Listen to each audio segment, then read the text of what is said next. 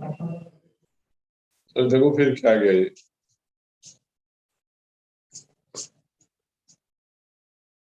हाँ, Santosh ji live. Is it live now, Santosh ji? Yes, sir, live. Okay.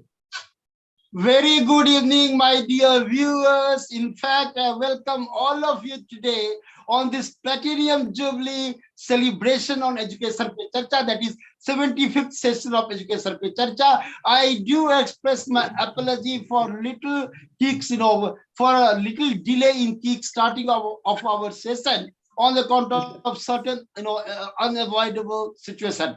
But nevertheless, it happens to be indeed a matter of a divine, the bestowal of divine grace, because we are very much into the 75th session of Education Pe Charcha. And of course, my dear viewers, this being the 75th occasion, it is, its overall duration of this particular, of the timing of this particular program happens to be an hour and a half, because we have so many important questions, keeping in view the very stature of today's, our very honored guest, who happens to be the people's leader, Honorable Sri Sarju Raiji. But most importantly, my dear viewer, just to remind you, or rather, just for the sake of recapitulation, I would like to, articulate that this particular program, Education Pe Charcha, as all of you would appreciate, it is very much into the 75th session, of course, is equivalent to educating the nation, albeit in its microcosm. And just I would like to remind my viewers that on 25th, that is a Silver Jubilee occasion, we have already had a very august guest, Sri Sandeep Pandey, a mega Sase awardee. Of course, on the Golden Jubilee celebration 50th session, we had invited Sri Ashok Sajjanhar sir, who is, actually is an diplomat, one of the greatest diplomats, who is shaping, or who is today a part of the core team of the Modi government in formulating foreign policies. And today, keeping in view another very, very special occasion that happens to be the 75th session of Education Pe Charcha, we couldn't have expected anyone better than the most honored and august guest today, respected Sri Sarju Raiji, who is the only documented people's leader in the world today. And my dear viewers, again, I take a special privilege to make this announcement to all my esteemed viewers, those who are already logged in with us, or those who eventually will log in with us, that I have been a privileged author of this very, very, a magnum opus, the people's leader, based on the illustrious life of one of the most honest faces of the nation today, that is Sri Sarju Raiji. My dear viewers, we do have so many important questions we cannot think of, because Rai Sahab himself is a very well-known face. He doesn't require any introduction as such, but nevertheless, it becomes all the more incumbent on my part at this particular crucial juncture to articulate a few facts about him, that how as a giant killer, he had upset the apple cart of the ruling party at center way back in 2018 by defeating the then sitting chief minister of the state of Jharkhand, that is Mr. Raghubar Das. So that, that brought a glory to Indian politics, because till then, nobody had set that particular precedent in the polity. And Rai Sahab's, that is what you call a stupendous audacity that he had showcased in the polity, of that of being a politician with some sort of self-respect, that never, compromising his self-respect at the altar of some sort of disrespect being shown to him at that point in time. So that, he became a unique phenomenon in the country in the wake of his, very celebrated victory at the hustings from East Jamshedpur way back in 2018. And Rai Sahab, and although that was the reason or the trigger behind his emergence as the people's leader, because people of that constituency chose to elect him, despite his being in the capacity of an independent face. because he had exited from BJP and dared to bite the bullet and contest against the then sitting chief minister itself created a history in the national politics. So therefore, without making much of wasting our time, because we have a very precious time, keeping in view very important questions, I would like to make an announcement in the name of absolute, that is divine, that today's show, in fact, not only will be a glorious show of education, Pe Charcha, but indeed it will be a really unprecedented, interaction between me and that of the people's leader on this august platform of education, Pe Charcha. My dear viewers, before I invite Sanju Raiji to come for the question answer session, just a bit of introduction before question answer session begins. Sri Saryu Rai, the people's leader, is a politician. We all know about it. Environmentalist, many people know. Of course, many might not be knowing about so many different aspects and dimensions of his life, different facets of his life, of the prominent of which, apart from his being a politician, he also happens to be an environmentalist par excellence. So an environmentalist, a whistleblower, whoever of entire nation and the world across people know about fodder scam, and the man who dared to blow the whistle and brought that particular scam in public domain, was none but Sri Saryu Rai ji. So that also he is a whistleblower and, a public intellectual. Because in politics, my dear viewers, all of us would appreciate that it has not been, a vocation for an educated people. Rai Sahab, by virtue of his being a master's in physics, had dared to dispel that particular notion that no, politics is a business of honest and educated people too. And therefore, his very illustrious career graph is an open invitation to the educated people across the nation to take a plunge in politics and can think of transforming the very face of republic. Because sitting at our homes and just blaming the politicians or accusing the politicians for all the dirt which has come to accumulate over decades it is nothing but a sort of hypocrisy. Just like Sri Saryu Rai ji, who dared to bite the bullet and just took a plunge in politics, his illustrious life is an open invitation for all educated people to write their own political chapters. That is also another very important aspects and dimensions of his life. And that is what is he is a public intellectual, that he takes up all intellectual issues, especially during such times when politics has become some sort of, what you can say, a dirty business. Some sort of muck has come to be associated with it. So the man who dared to defy this sort of convention and still institutionalizes some sort of respect for the politicians, he is none but Sri Saryu Rai ji, the flag bearer of truth and honesty in politics. So this is the background of Sri Saryu Rai ji. And today, in the capacity of an independent leader, he is also representing the intelligentsia section of people, because intelligentsia class cannot go and rush to the illiterates or semi-illiterate people who are ruling the roost in politics. So he is the voice of intelligentsia across the nation, because he takes up the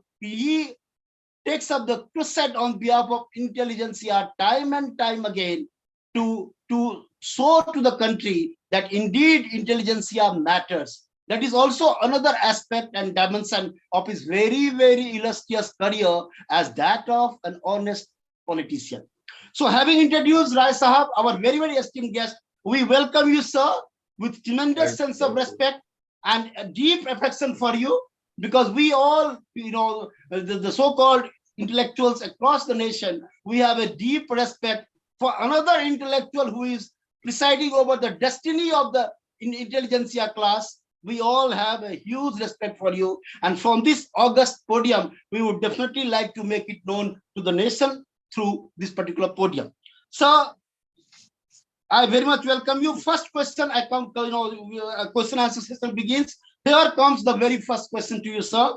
Walking down the memory lane, if you could enlighten our viewers about your place of birth, which is Khanita village in Buxar, district of Bihar, your schooling till your post-graduation from the prestigious Patna Science College. Please, sir, you kindly remember 15 questions, and you are a very, you speak to the point. So here comes this question. Please, your take, sir. See, I'm born at a village named Kanita, which is about 8 kilometers from the Buxar now district headquarters.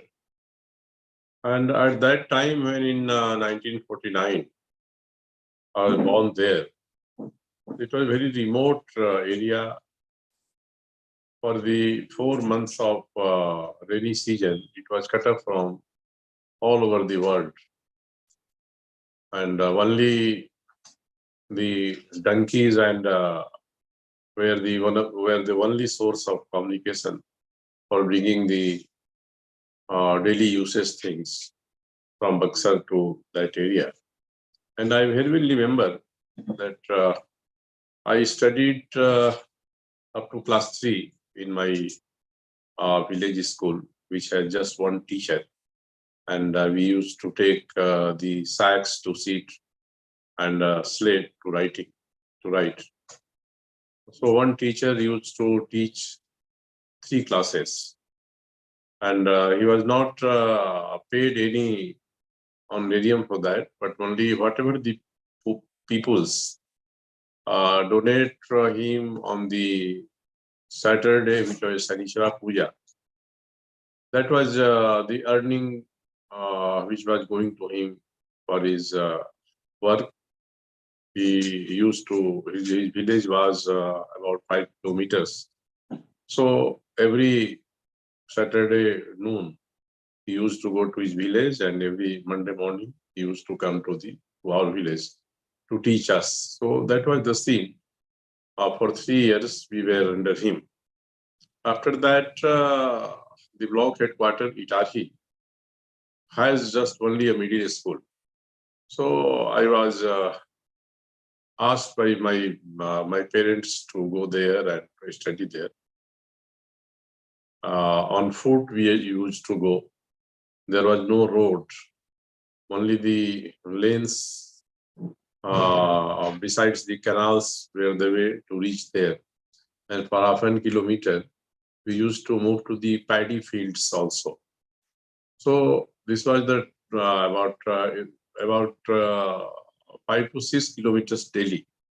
We used to go to the middle school and come. After that, when I passed 7th class, I was enrolled in 8th class in high English school at the same place, Itari, which was a half kilometers more distant than the middle school. So up to 11th class, I studied there. And we very well remember that it was a very difficult thing to go to have a journey of about 5 to 6 kilometers daily without shoes and other things, because there was not a fashion for even our families. They also do not use to shoes and to himself and to their children also. So barefoot we studied up to 11th class in the school, and teachers in both the middle school and high schools, they were very enlightened. They were industrious, and they used to teach the students as if they are of their own home, their own children. So I can't forget those areas, not because it was very difficult to go to and fro and have a journey of 5-6 kilometers daily, but the behavior of the teachers, the way they used to teach, They taught us the grammar of Hindi and English that is now helping me at this time also. When a question comes, is this sentence is right grammatically or not? I remember that we were taught there. And when the Sanskrit grammar, Hindi grammar, and English grammar, we were taught by our teachers. So I'm indebted to them. I owe my respect to them. Still, I remember that those low-paid teachers were the framers of whatever person like me is today. And there are a lot of students which pass from there, and they are at several places and very high posts. So I think that the education today and education at that time is quite different, but the process of learning by those teachers of the rustic areas, low paid, simply clad, and with meager resources, they used to teach us, and the students were very much involved with them, in taking the yarn from them, knowledge from them. So this is in short, the story of my childhood, from very childhood to the up to the student of 11th class I passed. Then I came to Patna. It was alien to us. It was also very peculiar when we saw the students coming from the public schools like St. Xavier's and other schools, St. Michael's. And their behavioral pattern and ours were quite different. I think I used to wear just one dhoti and kurta up to the Durga Puja. We were admitted in July in pre-science. And after the vacation of the Durga Puja, I just got one half shirt pant and a sweater for the to fight the winter. And I remember this. We used to get rupees. We used to get rupees 50 per month from our parents. 30 rupees 33 used to go to the mess, and remaining money we used to take nastaj and others and seeing films, etc. So our life was luxurious, just at the cost of rupees 50 per month. And our parents were not very much able to pay more. They were just farmers, and the only farm incomes were invested by them in shaping our careers. So when I remember the school teaching and the college and university teaching and the atmosphere, so when I first come to Patna and I saw the science college, it has a very deep print on my mind. And it is equivalent, I say, that when I have chance to go to America, and when the plane landed at Washington, we came from the Washington airport. Exactly the same feeling crept into my mind, which first did creep when I saw the science college buildings, etc. The houses, muddy houses in which used to live, the schools which were which doesn't have any very good buildings, ordinary buildings, and from that to science college to America's Washington. So it is a deep feeling. Still, sometimes we used to get impatient when we saw that the students from the St. Michael's and St. Xavier's School and other public schools used to speak fluently in English, and we were not able to even speak Hindi well because our education was imparted to us in local Bhojpuri language. Even in English also, which we were taught in high school, the Bhojpuri was the medium to teach the English by the teachers. So we are not very much apt to talk with the students and has a sort of inferiority complex. But that slowly, that were ruined this feeling. And I think I still have very imprint on my mind that in the season of the farming when sowing started. For a few days, we used to work in the fields, not exactly work, but to assist our parents in some form or other to get the laborers their foodings, lodgings, etc.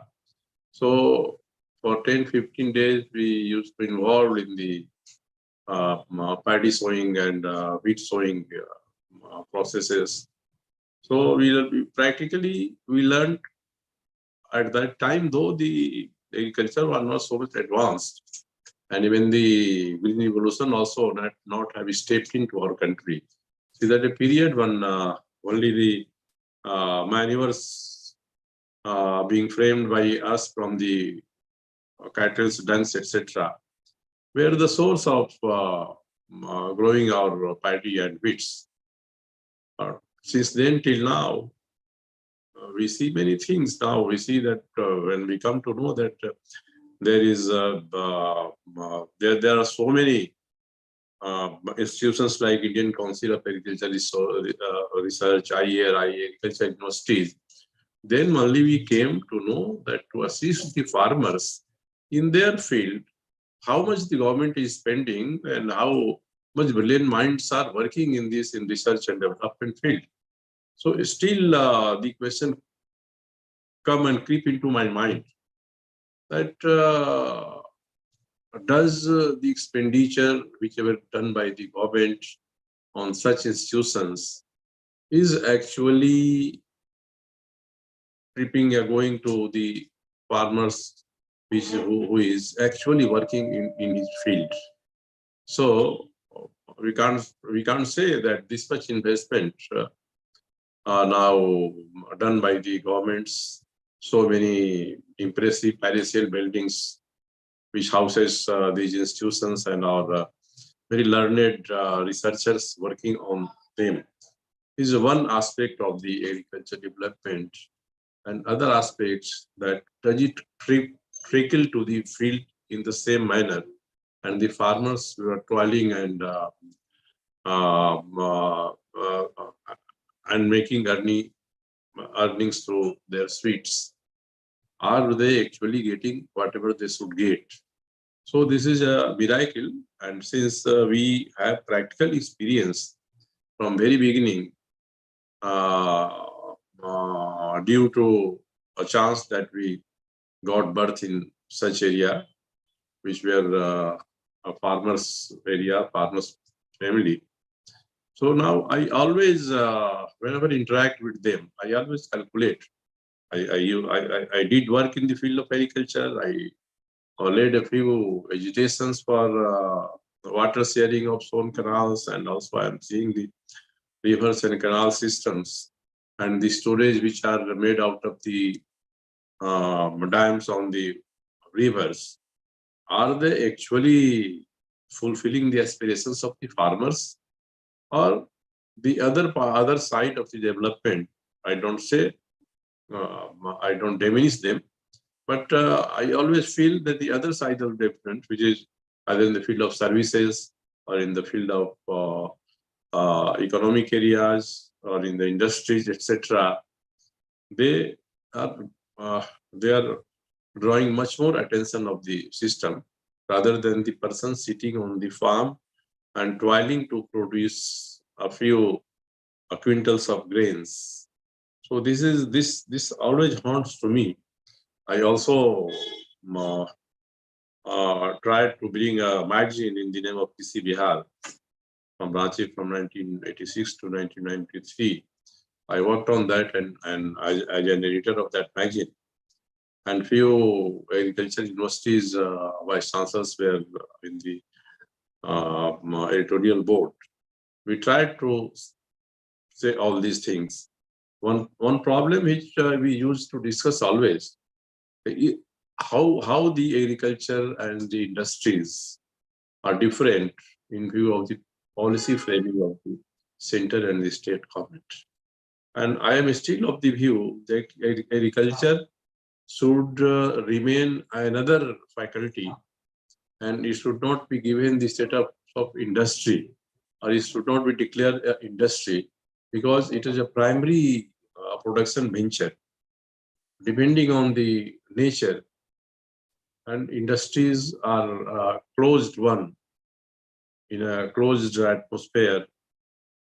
People are working, so there must be two type of incentives to be given.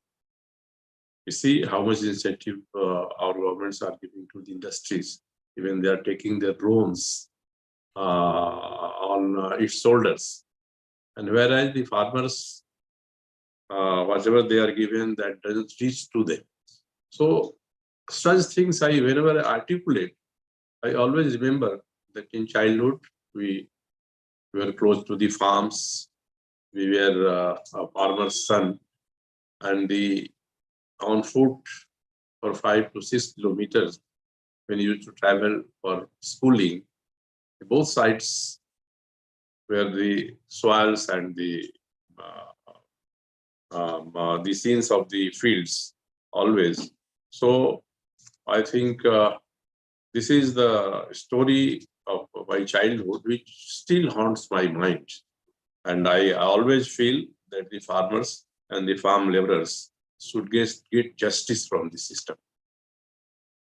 Great, sir. Great. My dear viewers, actually, what sir was just trying to say, it just struck me that in my book, this is the People's Leader.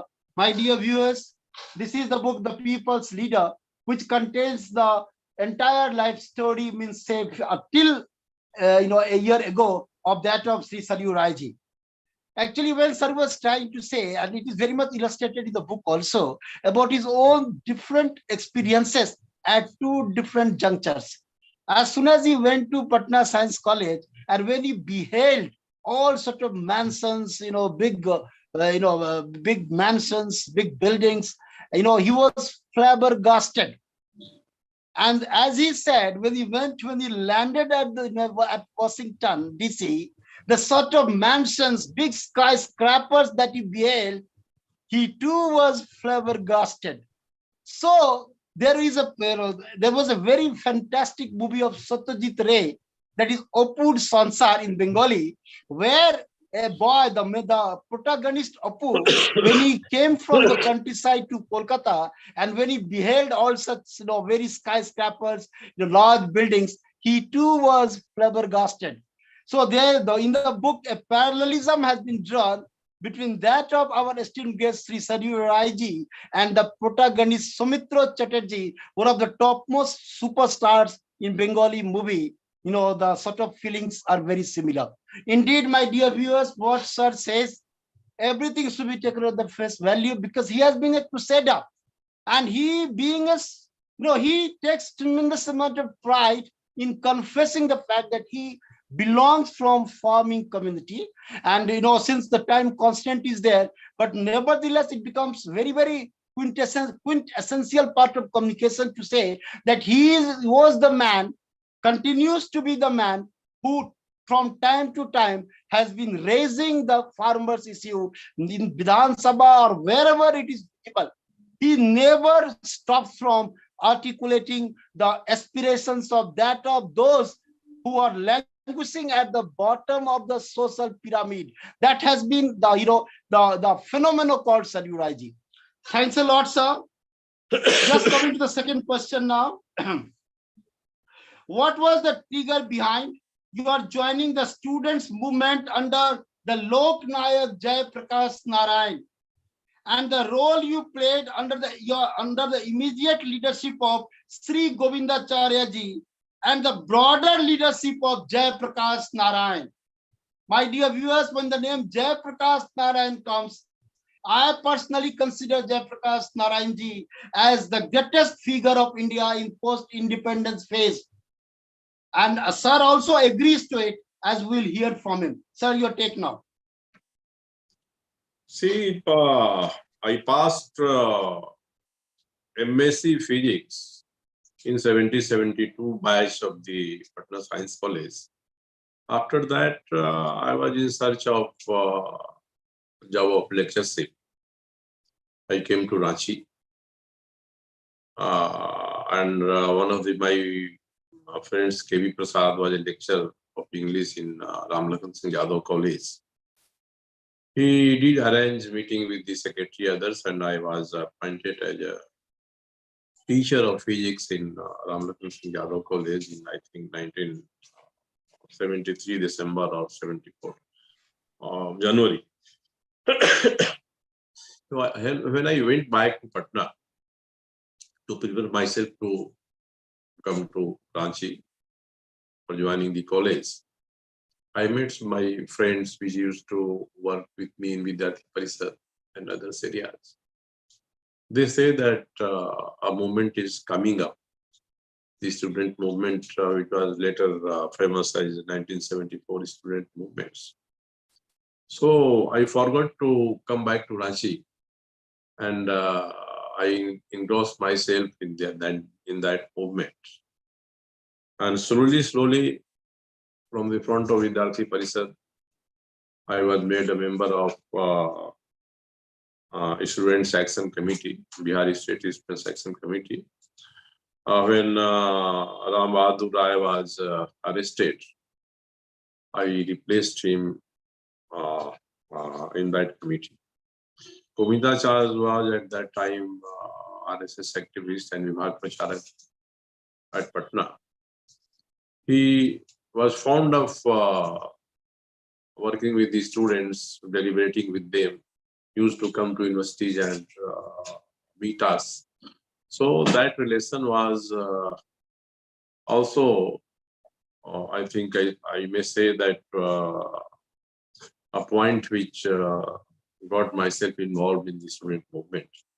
And I started as a whole-time worker of Akhil Bharatiya Vidyarthi Parishad. And besides a Students Action Committee member, I was given charge of Chapra, Siwan, Gopalganj, Saran, Champaran, Betia, Motihari, these areas, and I worked as a whole-time worker. In this period, we came close to Jayaprakash Anandji. Earlier, I was not an admirer of Jayaprakash ji. Whenever he used to talk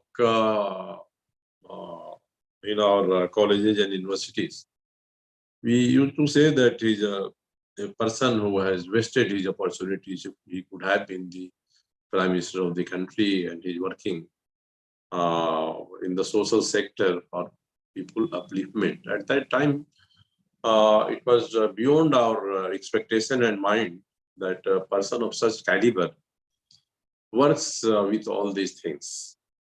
So, but when I came close to Jayaprakash ji as a member of Students Action Committee, the day by day, I was fascinated with his personality, his behavior, his talks, etc.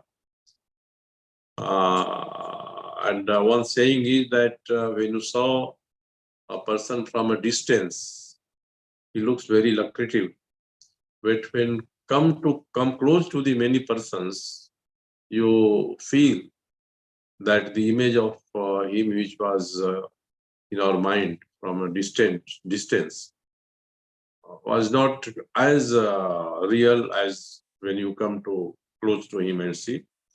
When we used to go as closer to Jayaprakash ji, we feel that he was much more larger personality. He was much more important personality. He was much more to be fascinated. And this was my feeling. And since then, I studied Jayaprakash ji, his literatures, his Sarodaya books, and found that this man has ideas to develop the country and the state like of Bihar from very grassroots level. Same time, Govindacharya ji was an RSS functionary. I came close to him through one of my friends who used to be a classmate in high school, and he became his friend at Bhagalpur. So he introduced me with Govindacharya ji when he came to Patna.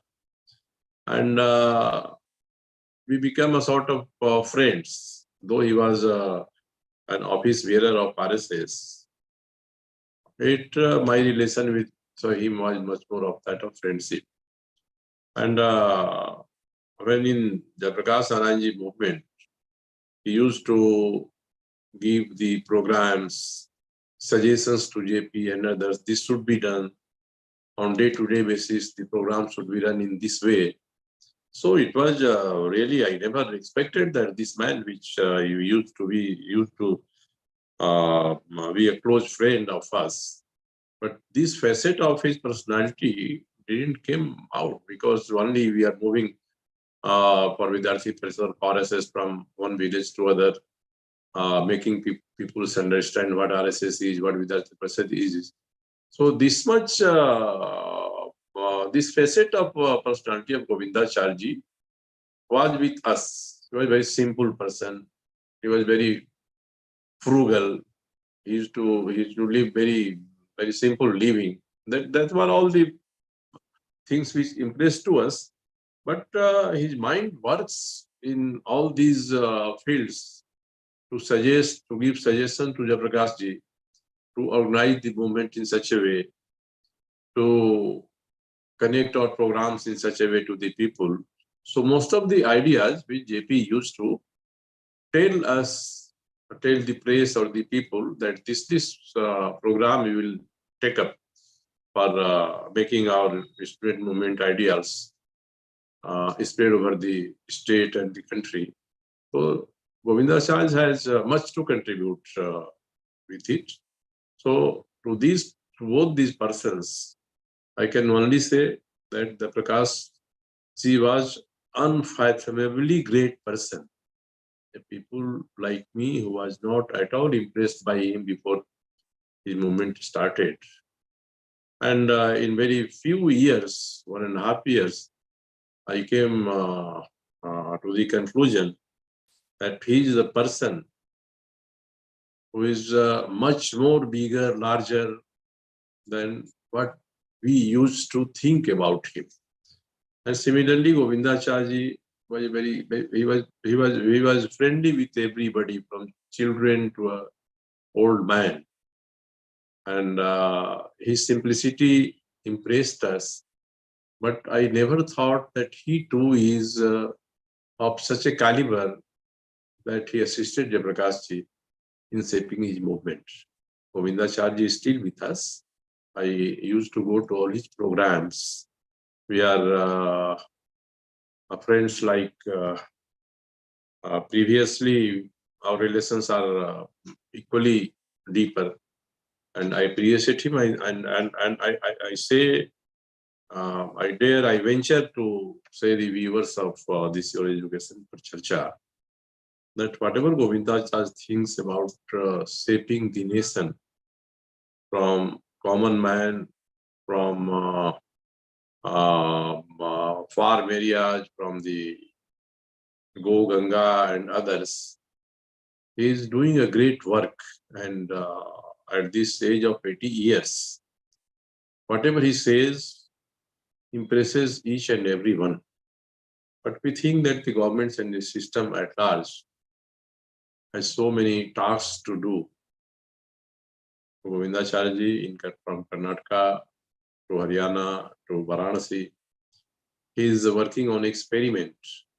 If that experiments become successful, then we can say that the cattle-based agriculture development will be much more beneficial to us and give us pure foods. Now the challenge today is that whatever we are taking from stepping outside our doors, or whatever comes to our home kitchen from markets, is pure or not, or how much contaminated they are.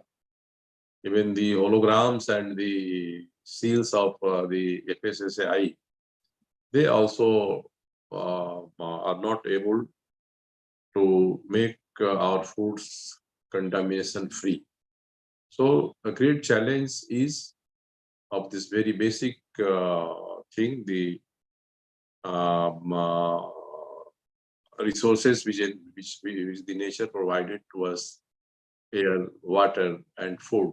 These three things, if they are not pure, then our living as an individual or a group will be much more difficult, and we will be forced to spend much more on medicines and hospitals, etc. So he's working on these two patterns, and if his experiment becomes successful, it will give us a lot, not to all the humanity. And so I still respect Govindacharya, though we are very free as a friend of talking each thing and everything. But as Vijay Prakash Anandji impressed me, the same thing I can say that Govindacharya still used to impress a man like us and so many others. Thanks a lot, sir. Great. My dear viewers, sir has thrown light on the luminous figure, the luminescence of such an immortal figure like great Jayaprakash Maharajji, and indeed in our midst, such a great personality as Govindacharya ji. I can also vouch for it because I do have a pleasure twice of interacting with him. Well, of course, first time and on both the occasions with the blessings of our august guest, Honorable Sri Saryurai ji. That Honorable Govindacharya ji came from Delhi to launch my book along with that of Rai Sahab and Sri Sipi Singh, that is the making of Narendra Modi and making of Jawaharlal. And my dear viewers, I must tell you that as our great guest says, I too am in absolute agreement with him in letter and spirit. When Govindji kick-started his speech, really entire auditorium wore, a stunning silence till he concluded his speech. So I recall reading a story in my childhood that how when Baiju Babra, would start his song, entire environment would just, would lapse into an enigmatic silence. So that is the stature of Govindji, and that is what our honored guest has vouched for it because of his very close association, which goes for more than 50 years. Thanks a lot, sir. I'm straightway coming to the next question. With the benefits of hindsight, what do you think about since sir, you have already dwelt at length about Jayaprakash ji, so I would like to tell you only few words about it. With the benefits of hindsight, what do you think about the leadership quality of Jayaprakash Narayan in freeing India from the dictatorship of Indira Gandhi? I mean to say emergency she had imposed upon the nation in 1975, which lasted till 1977, March. That is citing the what I would like, sir, yes, please, sir. So please, just few words about, with the benefits of hindsight, about his leadership to free India from that of emergency, which was another independence for the nation. Your take on this, please. We started working with under the Jayaprakash's leadership. Emergency came, and only 27 years were elapsed after the independence. Of 74 movement started, and several persons of the were alive at that time who were connected with the freedom movement also.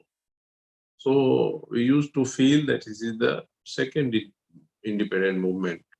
ये आर्थिक आज़ादी है.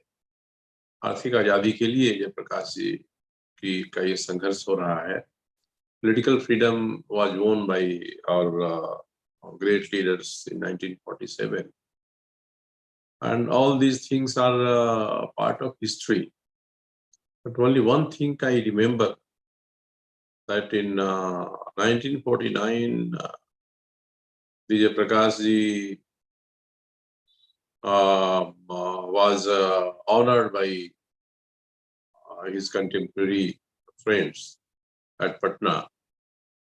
And in that meeting, late Sri Ramdhari Singh Dinkar, the national poet, he wrote about a poem about him. And that poem is still say everything and everything what Jayaprakash ji was, and what Jayaprakash ji worked to transform the India, and what the India was hoping for Jayaprakash Narayan. This long poem, Ramdhari Singh Dinkar, has illustrated everything, each and everything. And whenever I read that poem, which was uttered by Ramdhari Singh Dinkar in 1949 at Gandhi Maidan, Patna, that impresses us and says that a person working closely with him also think about him and his personality with so much greatness uh, that it doesn't need to be explored and explained by someone who is seeing him from a distance. So that poem only speaks about Jayaprakash's personality. And when we started the student movement at that time, so many literary persons, poets gathered, and a lot of poems were constructed or written by them in that. But the Ramdhari Singh Dinkar's book was Dinkar's poem was ultimate, which reflected the Jayaprakash Narayan's role in emergency and also expectation from the country after independence from Jayaprakash Narayan. And we see that his greatness was both in 1974 movement as in independence movement were enunciated by our great national poet in that poem. Thank you, sir. Thanks a lot. My dear viewers, before I switch over to this question, few things becomes very important here. As Jayaprakash Narayanji crusaded on political front, great Nani Palkiwala, the greatest constitutional jurist nation has ever produced, he fought in the court of law, where in Keswanand Bharati versus State of Kerala, he was appointed by the Supreme Court as amicus curiae, a friend, guide, and philosopher. He fought the case, and thereby, when Indira Gandhi arbitrarily sought to impose her whims and fancy upon the nation, it was great Nani Palkiwala who just tried to set Indira Gandhi's imposition aside through his very, very poignant argument. That is in Keswanan Bharati versus State of Kerala, when he said, when the court intended to know whether basic structure of Indian constitution was amenable to change or not, he said that, my lord, it is agreed that legislators are empowered to legislate, but are they empowered by the constitution to preside over its destruction? So that was the very, very historic argument in the court of Supreme Court, which prevented, or rather which strengthened the very roots of Indian democracy. So as sir was explicating on great Jayaprakash Narayan, Nani Palkiwala comes closely associated with that of the giant. Both of them were giants. While Jayaprakash ji worked on political front, Nani Palkiwala worked on the legal front. Thanks a lot, sir. I'm straightway coming to the next very, very important question. Sir, you are the fewest of you in the country today to have worked with 4 prime ministers. My dear viewers, our esteemed guest today is the fewest of you, maybe 1 or 2 in the country today, who can boast of having had a very close association, or somewhere or other he was associated with 4 prime ministers of India. You can well understand the depth of Sri Saryu Rai today. 4 prime ministers, Sri Vajpayee, Sri VP Singh, Sri Chandrasekhar, and Sri Narendra Modi. Sir, if you could kindly enlighten our viewers on them, please, just by way of some anecdotes. Please, sir. See, these 4 prime ministers with whom I was closely associated, they all have different facets of their personalities. And it is very difficult to compare one from the other. Chandrasekhar ji for us was like an elder member of our family. We were working with him before he became prime minister, when he was president of the Janata Party in 1977 up to 1984. I was working as general secretary of Janata Party of United Bihar States in 1980. Before that, I was working as a Janta Yuva Morcha organizing secretary of the state, which was a student, which was a youth wing of the erstwhile Jan Sangh, which merged into Janata Party. So since 1977, I closely saw the personality of the Chandrasekhar ji. He was a very practical man. He didn't have any inhibition about him. Also, he used to appreciate the colleagues working with him, and also he used to explain the limitations which he has, being born and brought up in a farmer's family in UP's Balia, and studying at Varanasi, coming close to the great socialist leaders. He never has an innovation that is very intellectually is a very sharp one. So, and also he never used to say anything against the persons which were working with him or were even rated as his what I say, जो उनके ये माने जाते थे कि इनके प्रतिद्वंदी हैं, ऐसे लोगों के प्रति भी Chandrashekhar used to say, he never used to say anything bad about their personality and he was a friend of a friend indeed. If he has a friend and his friend has done something wrong, he will not say that no, that is not my friend. So I learned from him two aspects of a personality. That one is a bad person or with a criminal past, and he wants to be friend. Chandrasekhar ji never used to tell him a friend. But when any of his friends was involved in such practices, he used to say that I can't deny that he's my friend, and my personal association remains as close as it were with him.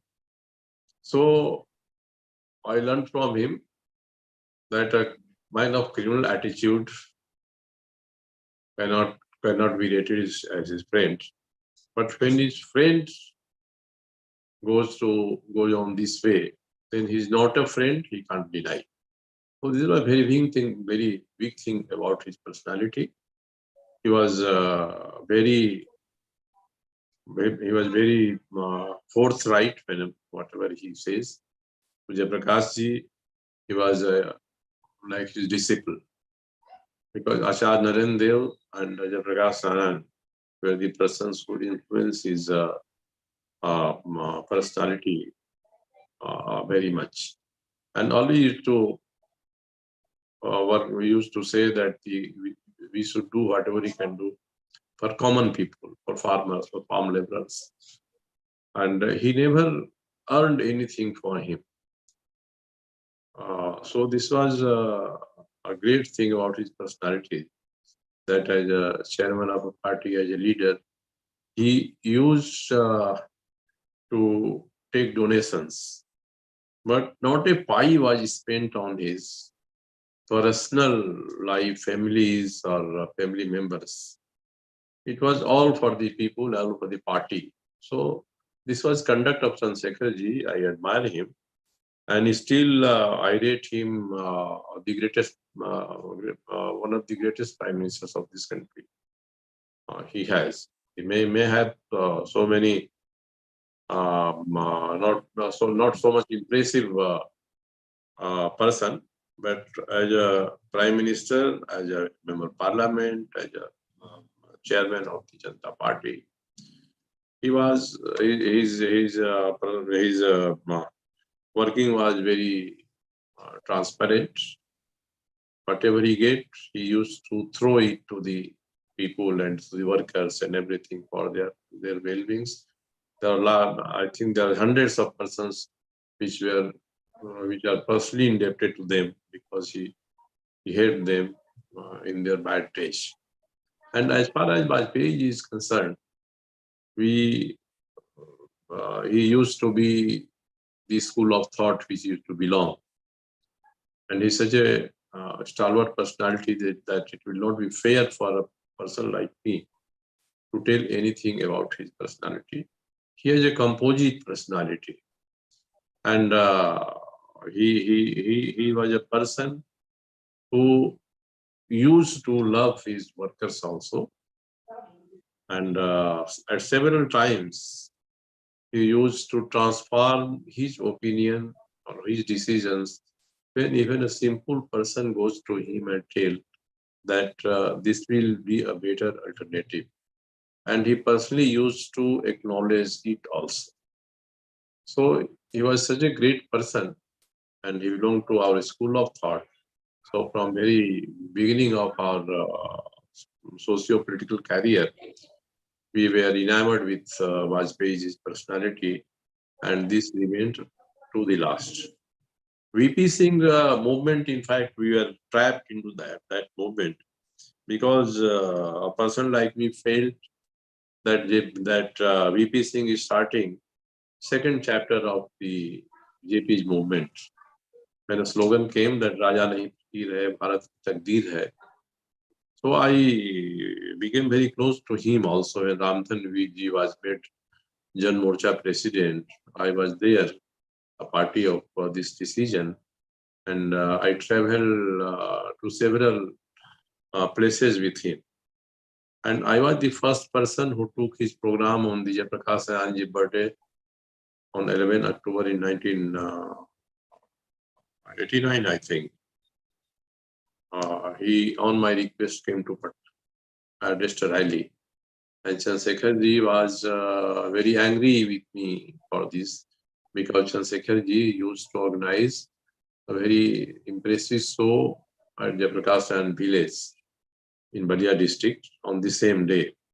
And I organized a meeting of Jayaprakash Naran ji at Patna on that the same day. So he was very furious, and he told me too also about this, that you should have kept in mind that the two close programs should not be taken at the same time. So VP Singh was a nice person, speaking well, but I ultimately felt that his design was 100% political to dethrone the Congress government. And we were also of the same view. So he attacked people by me, and I remember that Govindacharya ji and Guru Murthy ji and the Arun Sori ji, who was the editor of the Indian Express at that time, they also had some plan that how this VP Singh's movement can be transformed into a process which should ultimately focus on the India's development in certain way. Because VP Singh was sort of cleansed it. He was an honest man. He was lovely. He has lovely personality. He used to speak very sweet. And I can boast that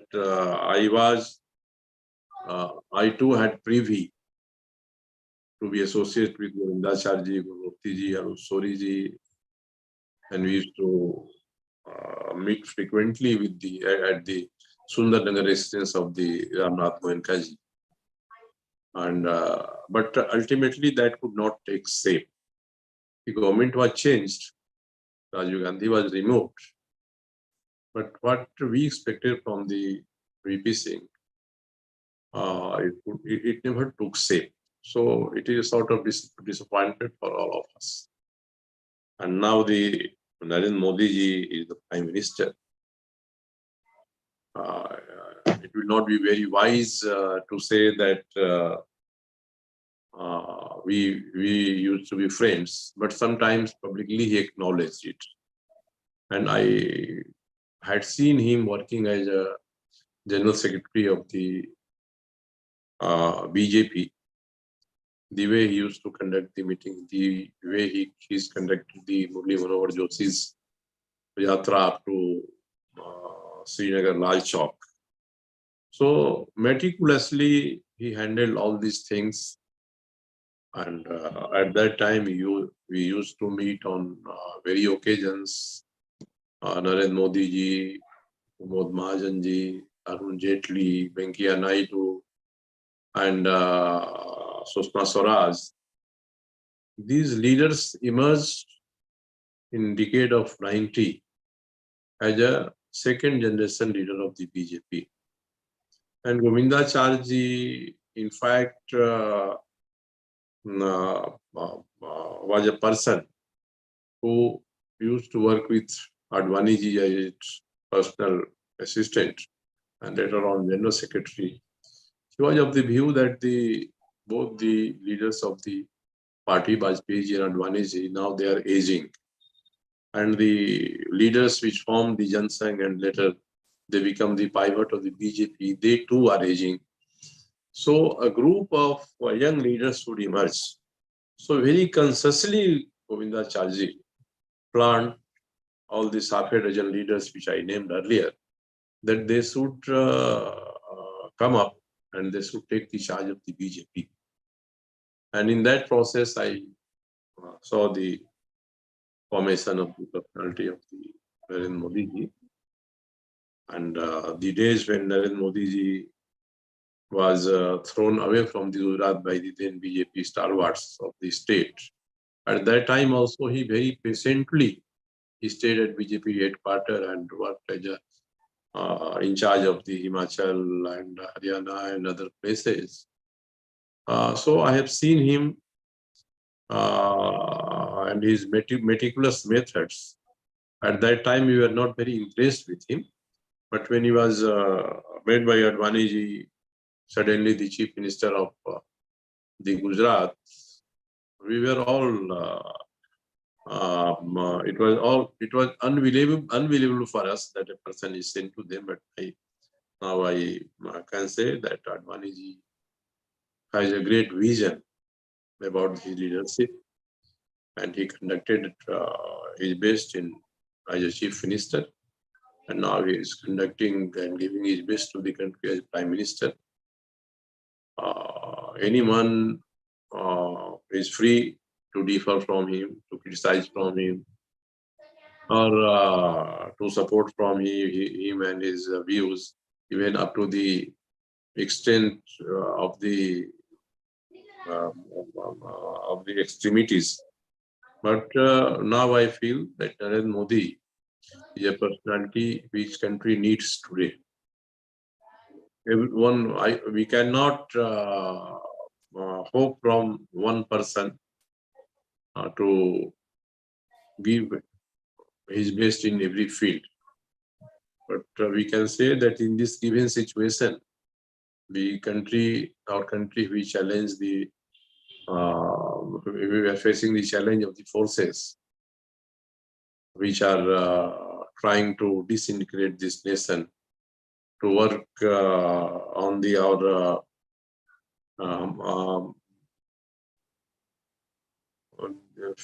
geographical and religious condition to get the country disintegrate. So this time we need, people might think, people like me thinks that Narendra Modi is now the need of the hour.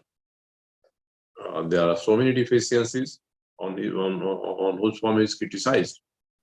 But now, as a summing of his personality as a prime minister, we can say that he is a person who labors hard and connect with the intellectuals of the different section of the society, and the way he conducting is now, I can say that is time, the way the country needs.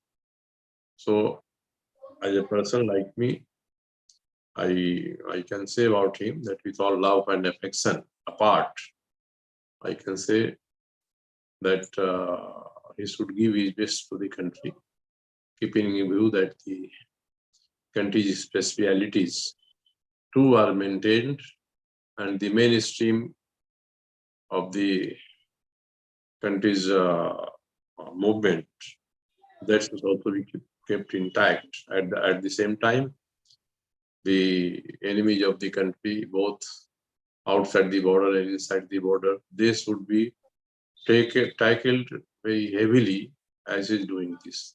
So I have great respect, and I boast that the Prime Minister is a person which we know from more than 2 decades very closely, and it always gives us several occasions to be content and boast about him.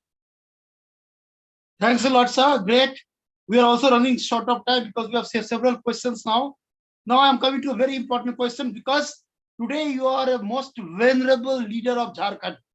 Even though you have had your roots from Bihar, you are equally respected in Bihar as well.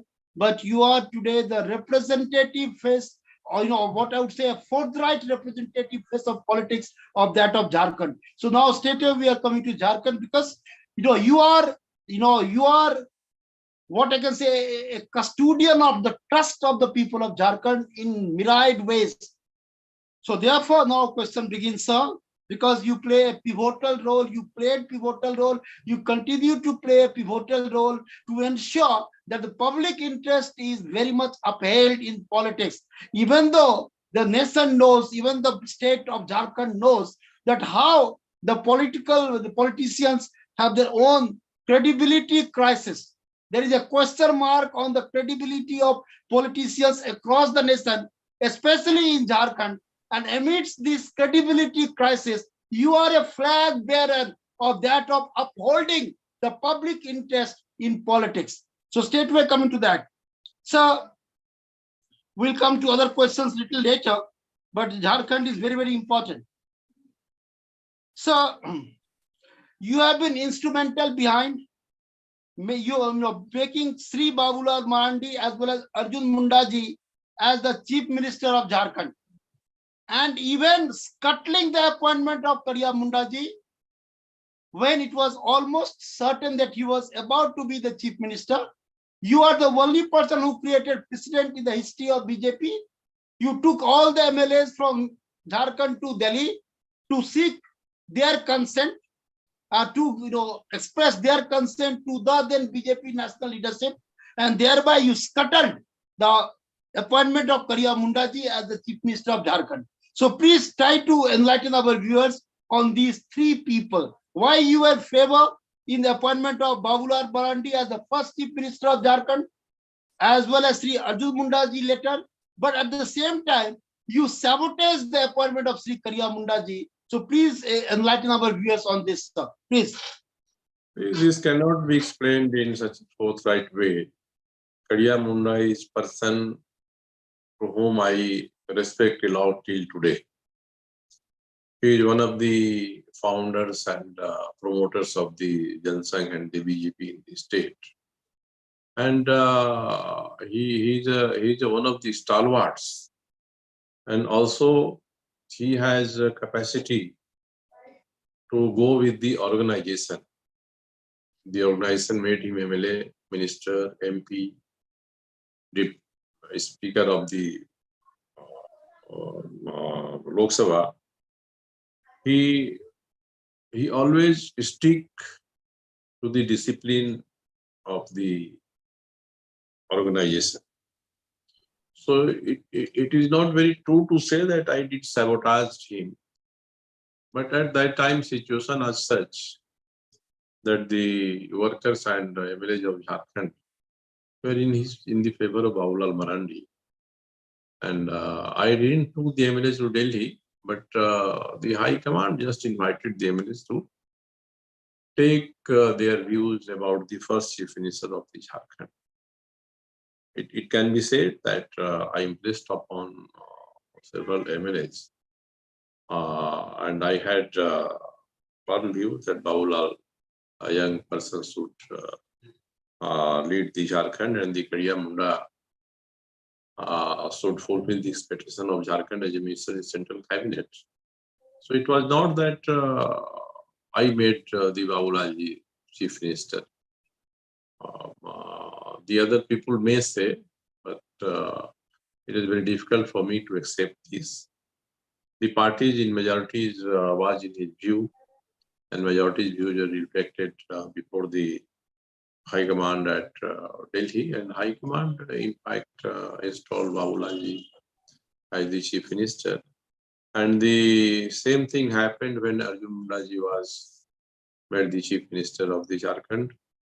The only minus point with him was that he was very late entrant. He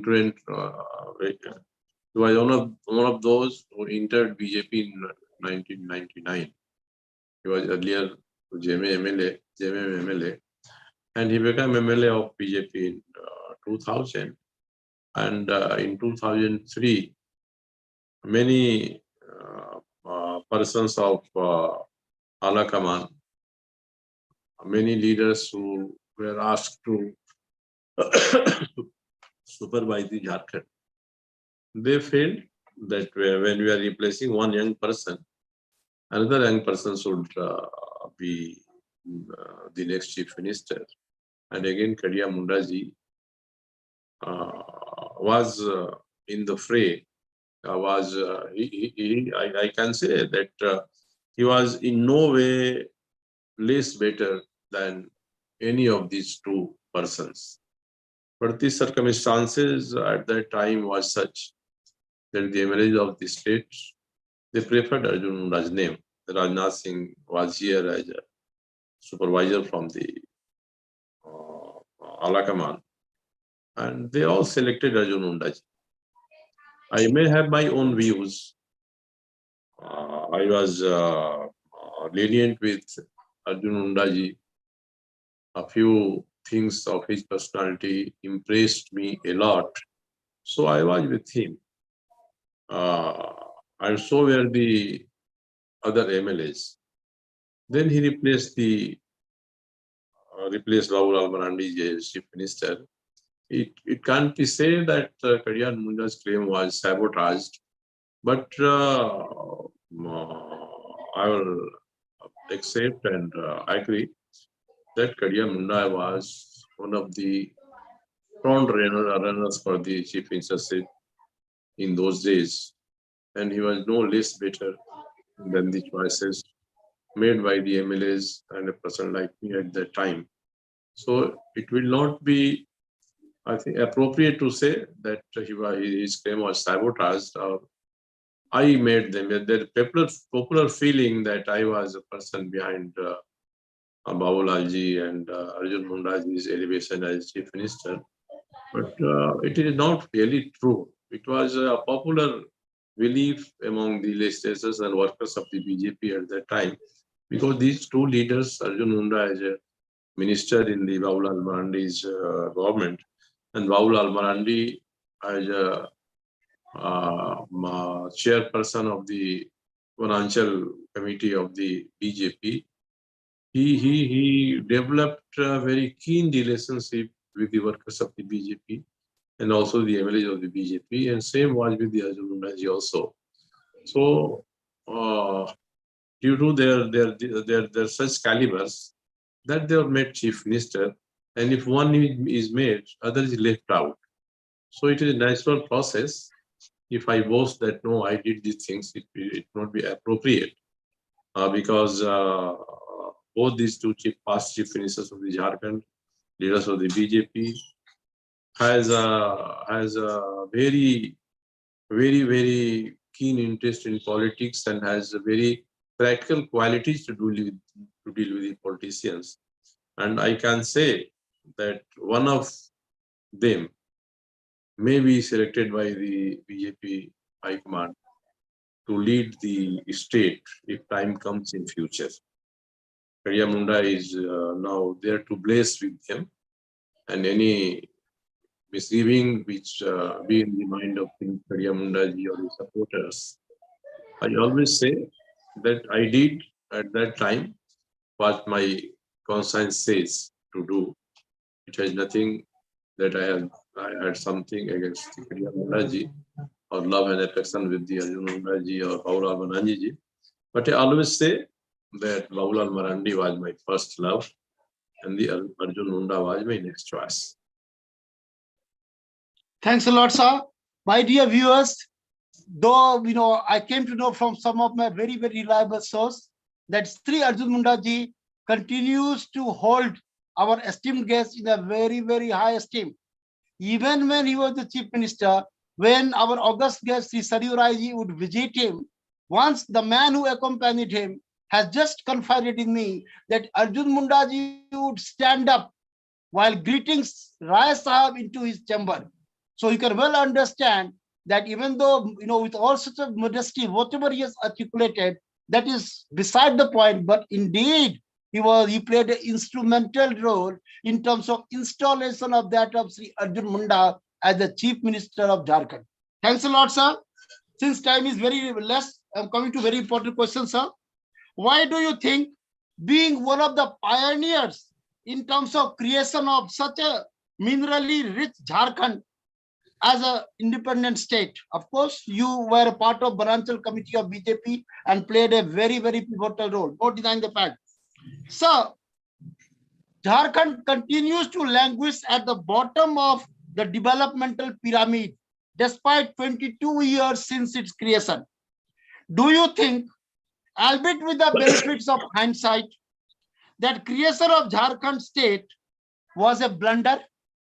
In fact, the people were better off when United Bihar existed prior to 2000. Your take on this, please.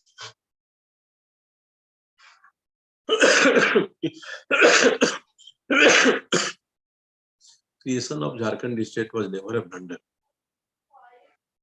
In fact, a person like me used to feel since long time that socially, culturally, economically, financially, and even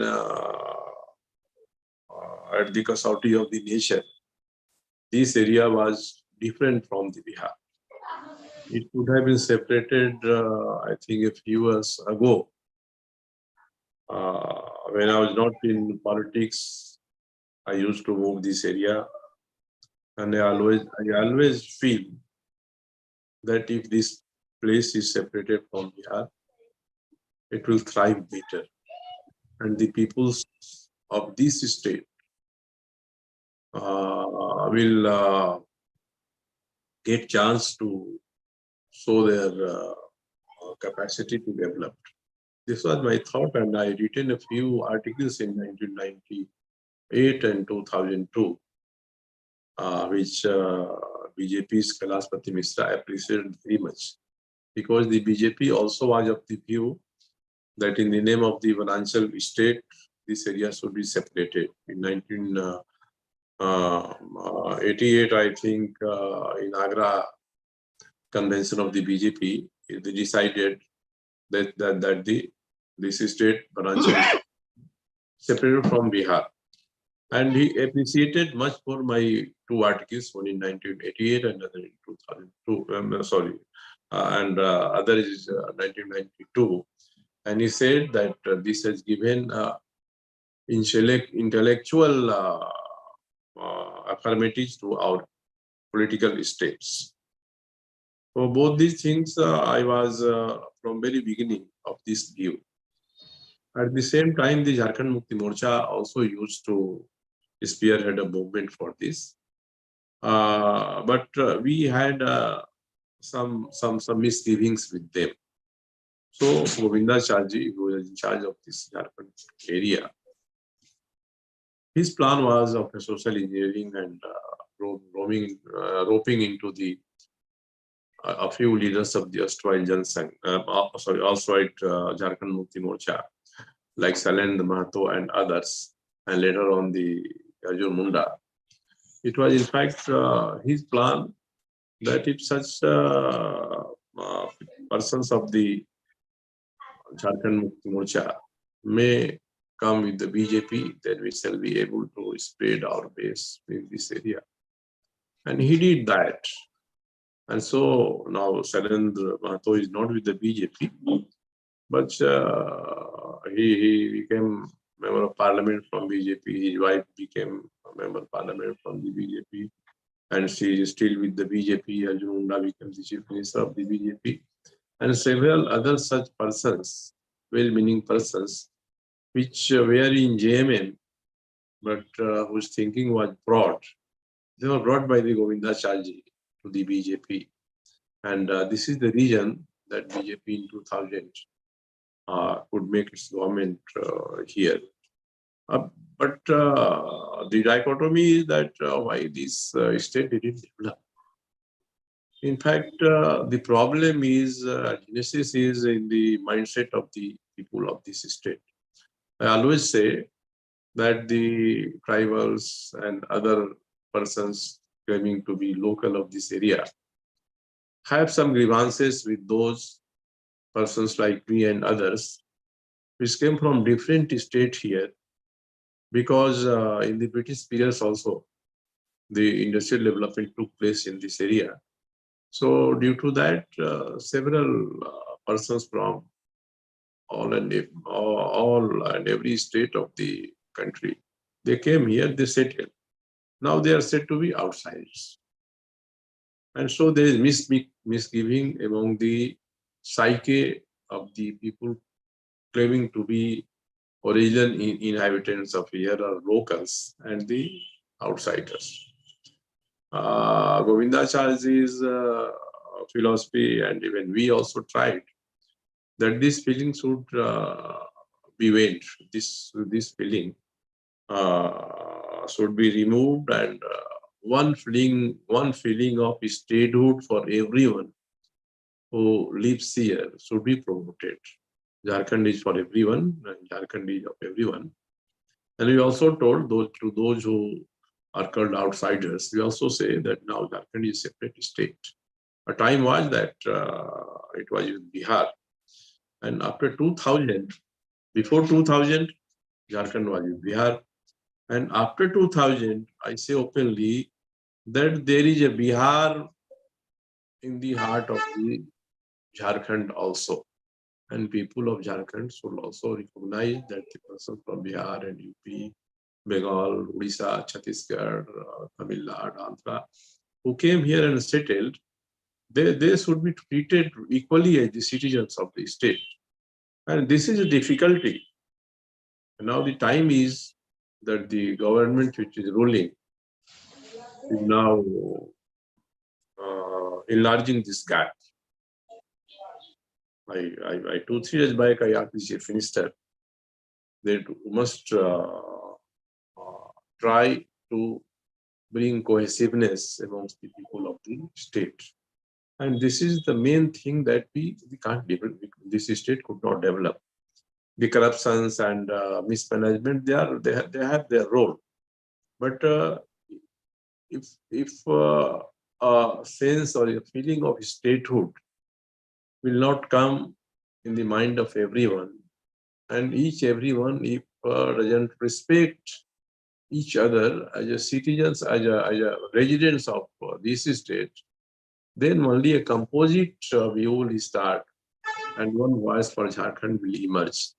This is not at this time. In different localities, different types of socio-political or religious feelings are there. So one person should take charge of the state in future, who with firm hands demolish all these vitiating ideas and make a sense of one Jharkhand and one parameter for treating everyone, as Sardar Patel did after independence. That is Modi is doing at the national level.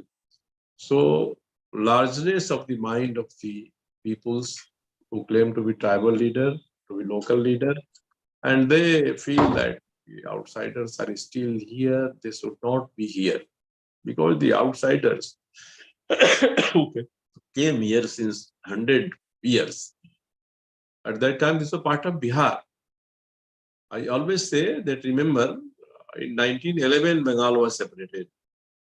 In 1935, Odisha and Bihar came together and came out of the Jharkhand. And now this Jharkhand, in 1935, Odisha was separated. In 2000, Bihar and Jharkhand were separated. So we have long history of being with togetherness. So this culture should be revived. Those who is living in Jharkhand since the day of the division of this Bihar in 2000, they must be treated as a resident of this state.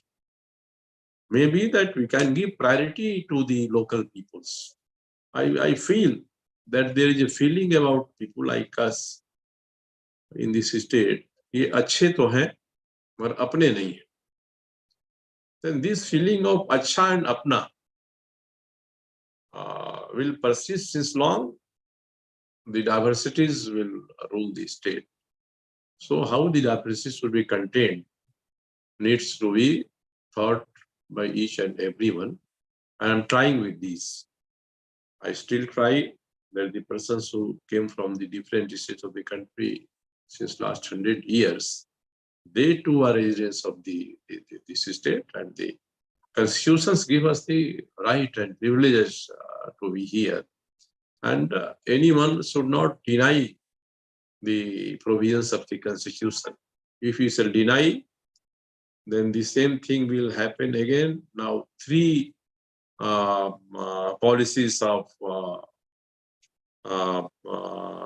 जिसको कहते हैं हम नियोजन recruitment policies and the local policies. Three policies made by the different governments were annulled by the High Court because it were not according to the parameters of the Constitution. In future also, I very vehemently told in the assembly outside also that the MLA, the MP, the Chief Minister, the Prime Minister, the Governor, and the Rajyapal, they all are on their post because of the provisions of the Constitution. Constitution has created them. Assembly is from the basis of Constitution.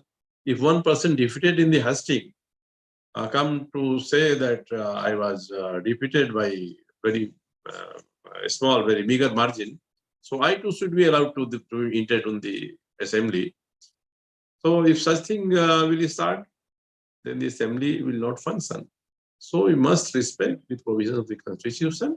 So our every rule, every law, every enactment must see that it doesn't cross the boundary or periphery of the constitutional provisions. Within it, we can provide priority to certain sections.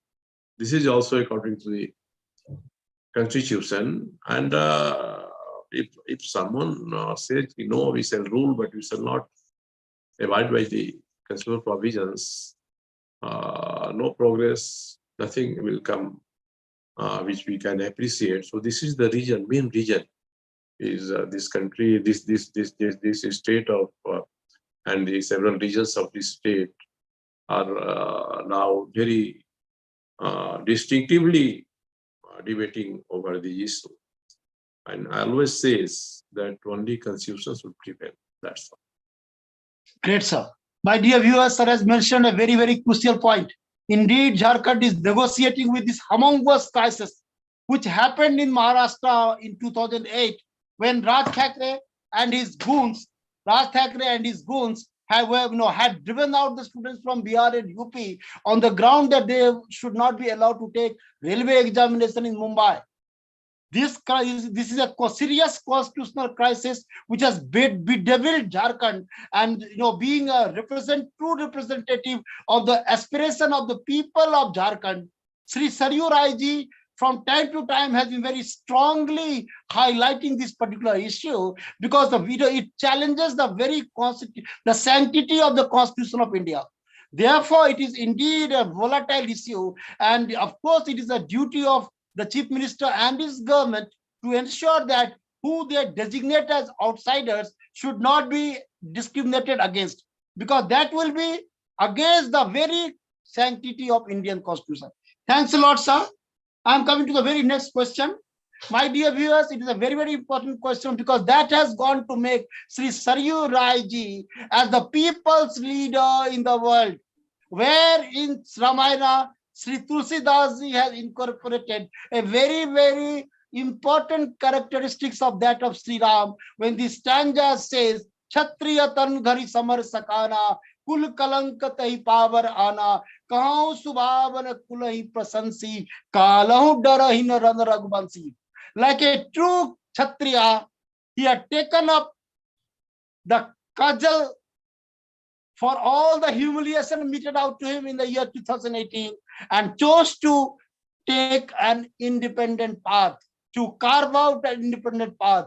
None, or I think the fewest of you, even none, could have dared to bite the bullet and contest against the sitting chief minister, because the chance of defeat, especially to a political leader of more than 40, 50, around 50 years of experience, to take such a stupendous risk.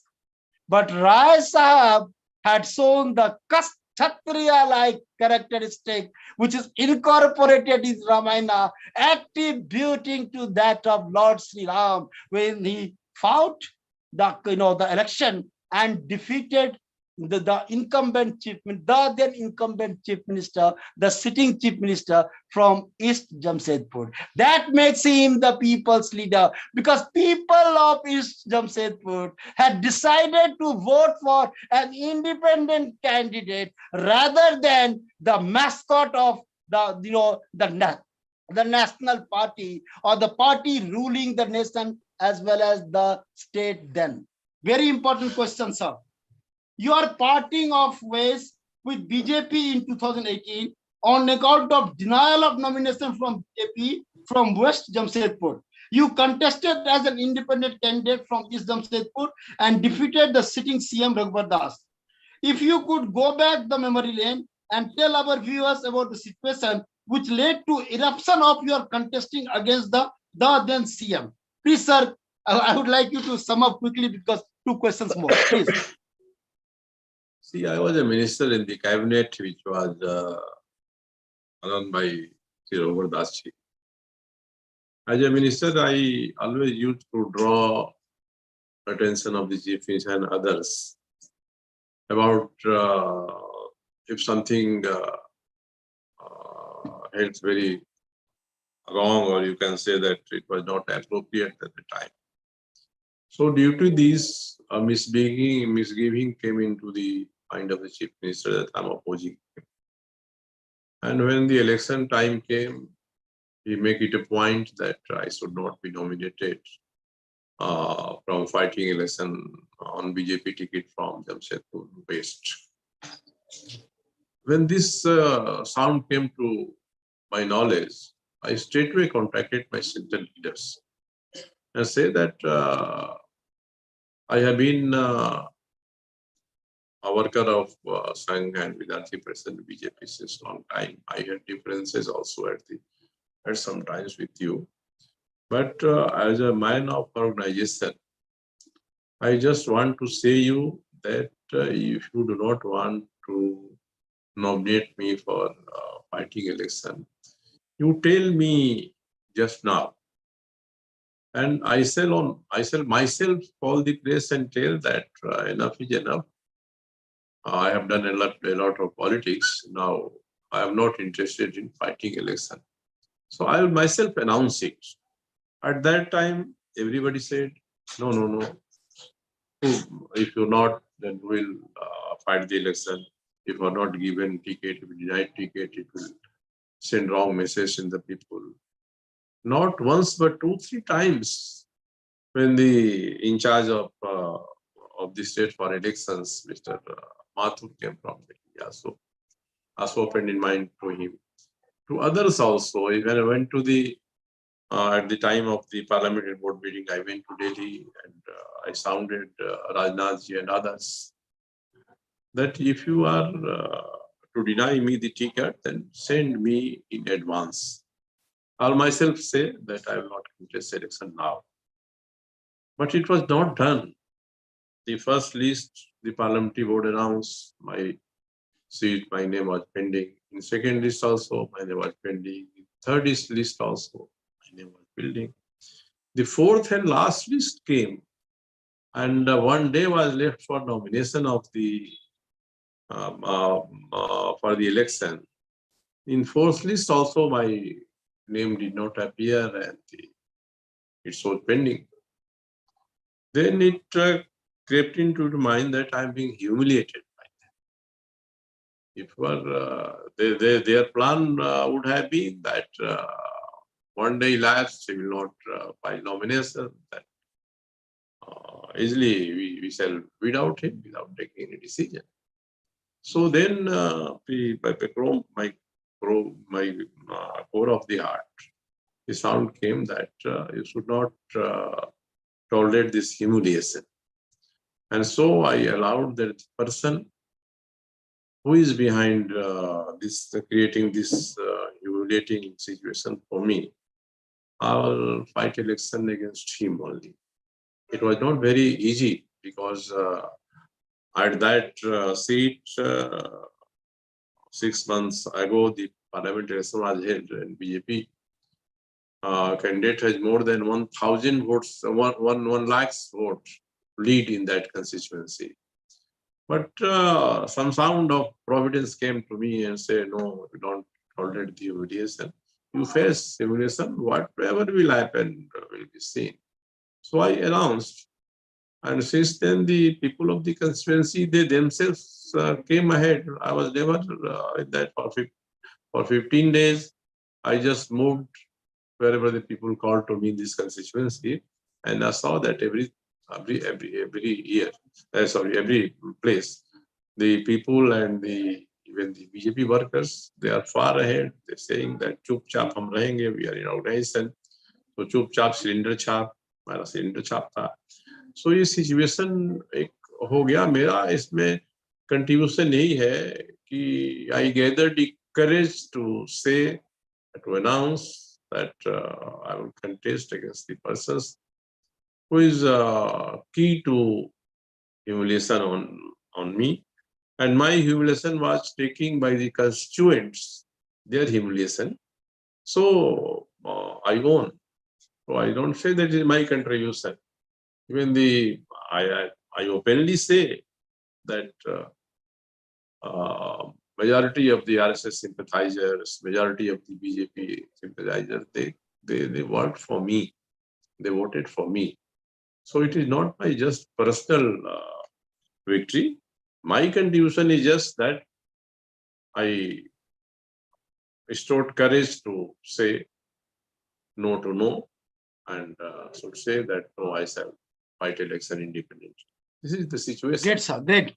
My dear viewers, nation's foundation is based on Satyamev Jayate, a very important quotation, which is the raison d'etre and summum bonum of that of Bharat Varsha, which is enshrined in Mandukya Upanishad, as what our distinguished guest says.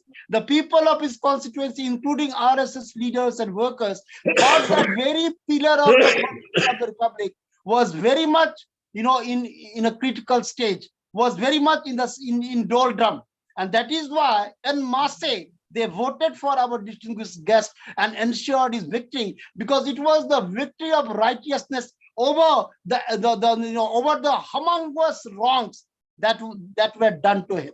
That was the you can say the collective resolution of the people to vote for the Saryu Rai as a candidate who they felt were humiliated by his own party, for whom he had given his whole life. Thanks a lot, sir. Very quickly, 2 questions. Quickly, sir. People say that you have some personal prejudice against Raghubar Das. This is a perception. But at the same time, you have a sympathy for the incumbent Chief Minister, Mr. Hemant Soren. You tend to go soft on him, soft on Hemant Soren ji. Does it mean that Hemant Soren's extension of support in your victory in 2018 continues to be the trigger for your softer stance towards Mr. Hemant Soren? Your take on this?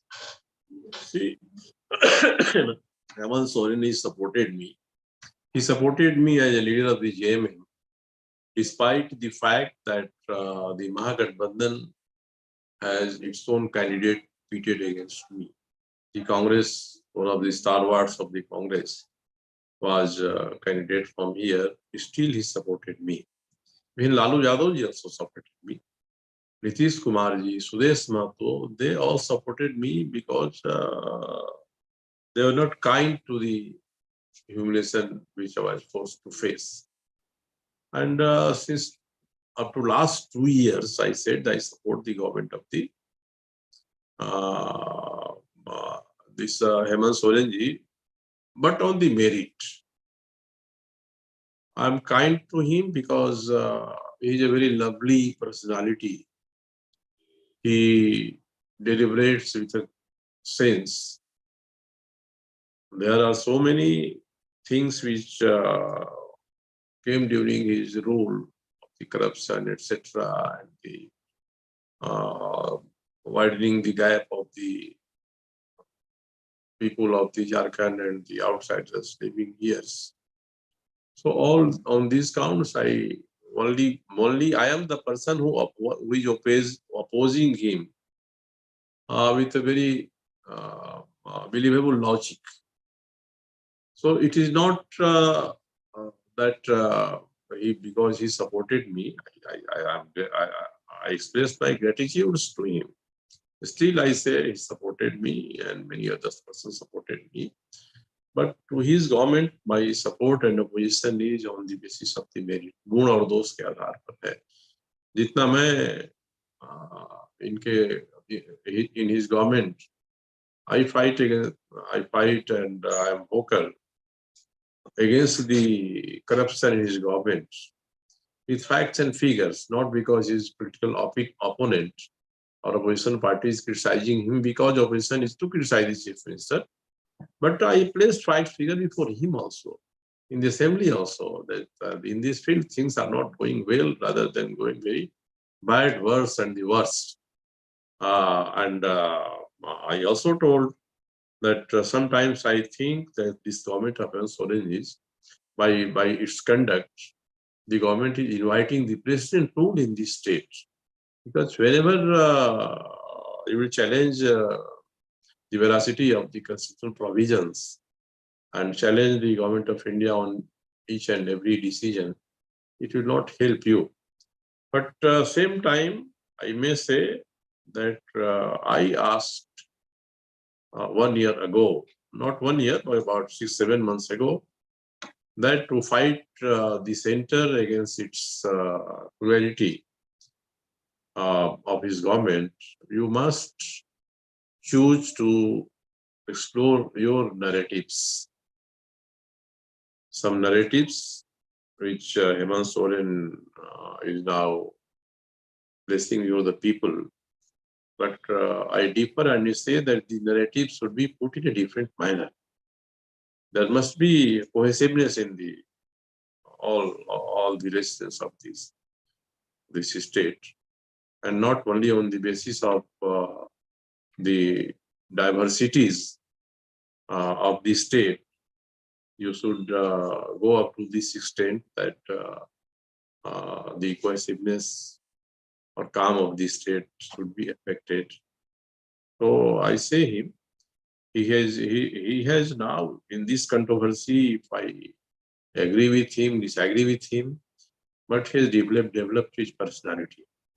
Hemant Soren has got much more support now than it was 2-3 years back. And it's also that I am of the view that any government which is chosen by the people through the mandate should not be destabilized.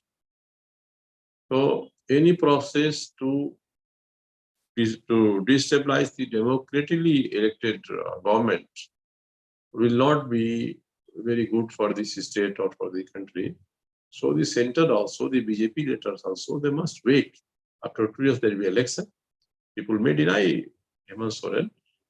In between, some of his MLAs chose to desert him. They should come first and say that we have made a block, then the BJP should start entertaining rather than engineering a defection in its constituents. So this is my view. So sometimes people say that I'm kind to Hemant Sorenji, but neither I'm kind to him nor I'm very rough to him. So I always pray that Babulal Marandi, Arjun Munda, Hemant Soren, Sudesh Mato, such persons. No, No, it's okay. Okay, sir. okay, so Please. Arjun Munda ji, Babulal Marandi ji, Hemant Soren ji, Sudesh Mato ji, these are the emerging leaders of the state. And the state must be ready to get benefit out of them. So I'm kind to everyone, and I am not an enemy of the Hemant Sorenji. Rather, I love him. I have great affection, personal affection. But the Sir, policies. Raghubar Das ji, quickly, sir. Time is running out. Raghubar Das ji, people say that you are prejudiced against him. Your response to it. I don't have anything to be prejudiced against him.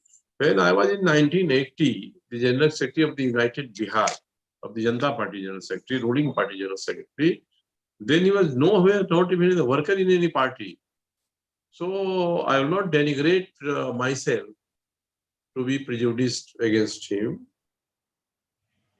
The conduct, his conduct also only speaks, and his misconduct, I never tolerate. I say spade is spade. So there are so many wrongdoings he has done, and I've written 3 books highlighting the corruption. At this time also, I say BJP leaders also and the ED officers also that if you probe the allegations of the government of Hemant Soren, honestly, its roots will be found in the governments of the Raghubar Das ji.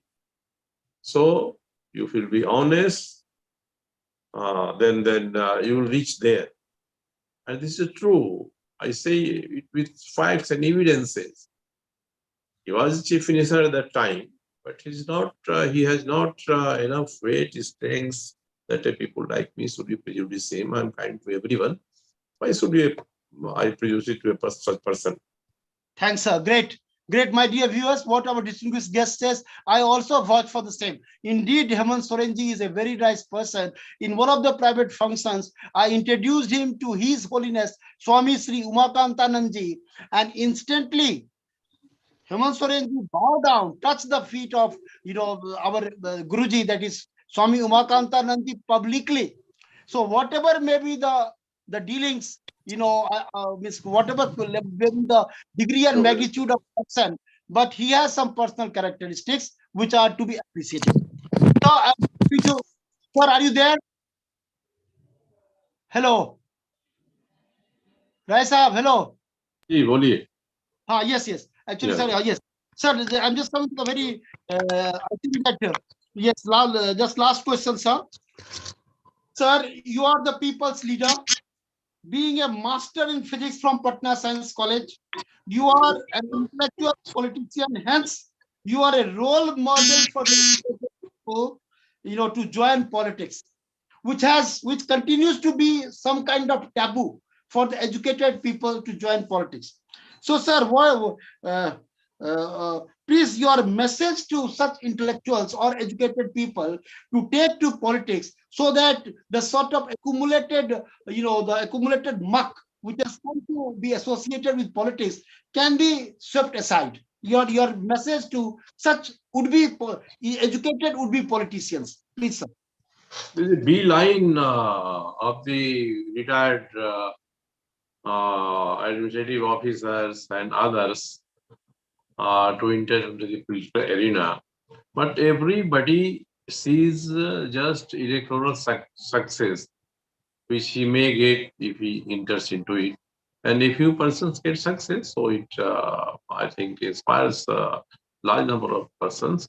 But being directly into the politics or being indirectly into the politics, if we prefer our goal to serve the nation through the feeling that the constitutional provisions must be honored while doing the governance here. So the three pillars of the democracy, judiciary, legislative, and legislature, and this executive, I think they have different role models. So the person coming in political party, if with a view to be adjusted as any elected people representative, then I shall appreciate if their goal is achieved. But I say that number of the casualty is much more than the success shown. So if our institutions are strengthened, and from institutions, the sound comes that the politics of the state needs to be changed, it will be much more beneficial for the state and politics also, and for the persons coming to it also. So without having any any just state goal to be elected a representative, then that person will do the same thing which a person does today to be elected. So what are the ethos, which are our constitution message? If we come to explore about that in the field of politics, it will be better. For personal ambition, if one comes, then I have sympathy for them, but it not add neither to his personality or not to the state or politics benefits. So everyone should be alert, and the intellectuals, or we may say that the brilliant minds, wherever they are, they must be honestically, critically associated with the functioning of the politics and the governance. So it is not a very easy thing to comment on, but I am of the view that is a very hard place, hard arena to be chose. One who comes here, then only he sees that what is the reality here. And when as a person we thought of entering the politics, he must realize and must analyze that is he honest to his commitments, or he is one of those likes in the political arena, then it will not make any difference. Casualties figure are much more. So I will also appreciate. I also appreciate that the people like you and others who are intellectually signed, if they're entering politics, not for getting elected to the assembly or the parliament, but to do it by their institutional mechanism, as you are doing now, the 74th or 75th episode of this education Pe Charcha. And it's not a very easy thing to do. A lot of exercise you are making, and 75th episode today is now in which I am also participating. So I say that people with intellect, wherever they are, they must do their institutional exercise to benefit the political field in the way they are competent to. Thank you. Sir, thanks a lot, my dear viewers. This has been one of the most comprehensive, and I would consider it to be the very, very comprehensive, because Rai Sahab happens to be a holistic persona. I have still so many questions to ask, but time is a very constant. This has been the lengthiest conversation thus far in Education Pe Charcha with one of the most honest faces of politics in the country. My dear viewers, great constitutional jurist Sri Nani Palkiwala in his classic We the People had given an exhortation upon the people of of India, especially the intellectual class, intelligentsia class, to increasingly take to politics, because he said that we increasingly need such quality people to frame our legislation. The sort of retardation in the quality of legislation itself speaks a volume about the sort of people who are becoming our elected representatives. So that is what our esteemed guest very correctly said. My dear viewers, it has been a wonderful session, and I think that even in case of our esteemed guest Sri Saryu Rai ji, this has been the most comprehensive interaction ever. So let political class, not only in Jharkhand, of course, Honorable Chief Minister, all honorable legislators should do this, but even across the nation, political class, intelligentsia must see this particular video where the only person in the country talks about so much, but in meticulous details about the politics, about so many intellectual issues, about the quality of legislation, constitutionality, and on myriad issues, he has thrown his light. My dear viewers, in our next 31st, we have invited another stalwart, that is Sri Buddhinath Misraji. He is internationally acclaimed Hindi poet and Hindi writer. My dear viewers, it is a time now just to translate in 5 minutes, today's, scintillating, intellectually illuminating, and politically, just to kindle the political consciousness among the people of India, among the citizens of India.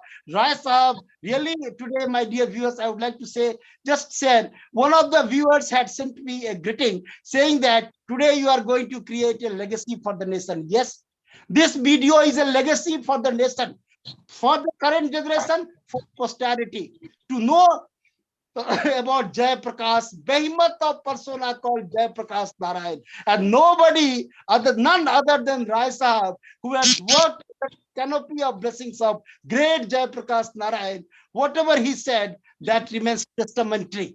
And therefore, this video is not only memorable, it has a priceless value attached to it. Now, I am inviting Sri Santoshji to quickly translate our version of interaction in Hindi in 5 minutes. Santoshji. Santosh ji, sir नमस्कार। Please. नमस्कार जी। सबसे पहले मैं सरयू राय sir को बहुत बहुत धन्यवाद करना चाहूंगा कि आज उन्होंने अपना बहुत ही मूल्यवान समय हमारे इस चैनल के लिए, हमारे इस सेशन के लिए दिया।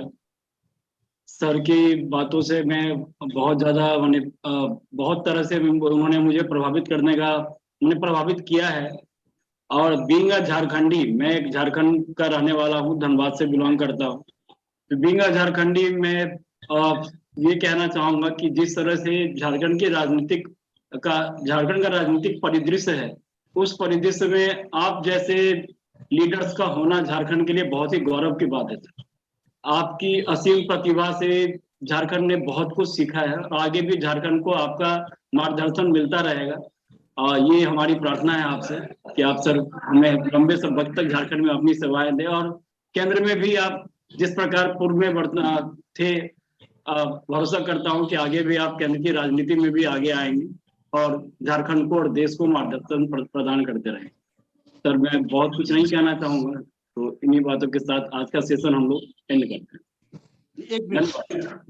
Thanks a lot, my dear viewers. Thank you, Santoshji. My dear viewers, once again, I salute the people's leader from this August podium of education, Pe Charcha. It has been really a wonderful session, and really, my head gets lowered before that of our August guest today. Once again, reiteration of our announcement pertaining to our next guest, that is Sri Buddhinath Misraji, internationally acclaimed Hindi writer and a poet, who is going to be our esteemed guest on next Saturday, that is the 31st of December. And again, kudos to Sri Saryu Rai, who is loved and admired by the nation today. He is the leader of the nation, and that is what Dr. Subramaniam Swamiji, in course of his historic speech during the book launch of the People's Leader in Delhi, said that Saryu Rai is a national leader. So nation salutes Saryu Rai for showcasing honesty and uprightness in public life. That makes Saryu Rai distinct from the bunch of politicians that we have in our midst today. Thanks a lot, sir. Thank you. Thanks, Santoshji. And thanks to all my viewers who are logged in with us and who eventually will view this historic video. That because this video is not only meant for contemporary times, but for the posterity yet to be born, to know about great Jai Prakash Narayan, to know about great Saryu Rai, who has served the nation with so much distinction. Thank